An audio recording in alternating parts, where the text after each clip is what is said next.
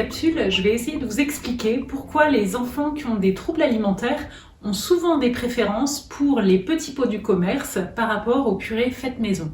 Alors c'est très frustrant pour des parents parce que du coup on y met souvent notre cœur, on y met tout notre amour, on va chercher des fruits et des légumes qu'on va cuisiner, prendre le temps de cuisiner et de mixer pour les présenter à notre enfant, et il arrive souvent que quand l'enfant présente des fragilités alimentaires, il ait une préférence vers les pots industriels du commerce plutôt que la petite purée qu'on lui a cuisinée avec amour. Et donc je vais vous essayer ici de vous expliquer pourquoi. La première chose, c'est que du coup, dans les petits pots du commerce, les textures, notamment les premières textures et les petits pots 4-6 mois, elles sont très mixées, très lisses, il n'y a aucune surprise sensorielle, c'est-à-dire que les textures sont vraiment quasi semi-liquides et que on n'y retrouve aucune aspérité, aucun petit morceau qui pourrait sensoriellement gêner votre enfant dans sa bouche. Et ces textures sont toujours les mêmes. Tous les petits pots des 4-6 mois vont avoir ces mêmes textures. Alors que vous, quand vous mixez votre purée maison, en fonction du temps du mixeur, en fonction de la qualité du mixeur, vous allez avoir un mixage plus ou moins fin et on n'est pas à l'abri d'une petite surprise sensorielle, d'un petit morceau, d'un petit grumeau qui se serait glissé. Et là, pour l'enfant qui a une bouche un petit peu réactive, c'est très compliqué à gérer. Une autre chose qui fait que les enfants ont souvent cette préférence-là, c'est que les pots du commerce sont stables dans le temps, c'est-à-dire que un pot du commerce de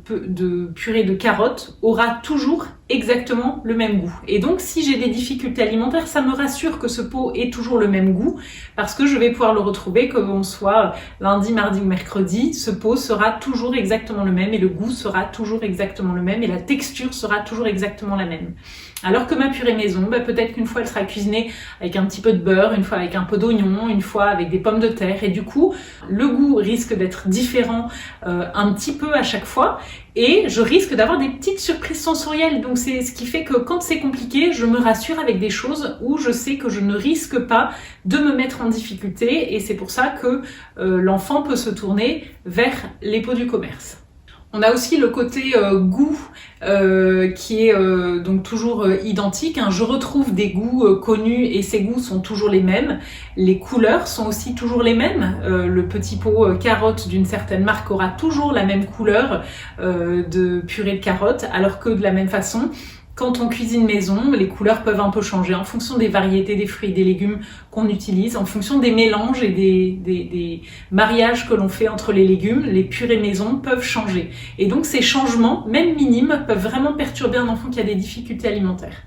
Et on a aussi parfois le packaging qui fait que l'enfant va s'y raccrocher. C'est-à-dire que c'est rassurant pour l'enfant de manger des choses qui sont toujours dans un packaging identique parce qu'il sait que les purées qui sont dans le petit pot avec un emballage de telle couleur sont celles qu'il peut manger, qui le rassurent, qui lui donnent confiance. Et donc je me raccroche à ça, et c'est pour ça que je me raccroche aussi au packaging. Et les purées maison n'ont pas ce packaging et n'ont pas ce côté du coup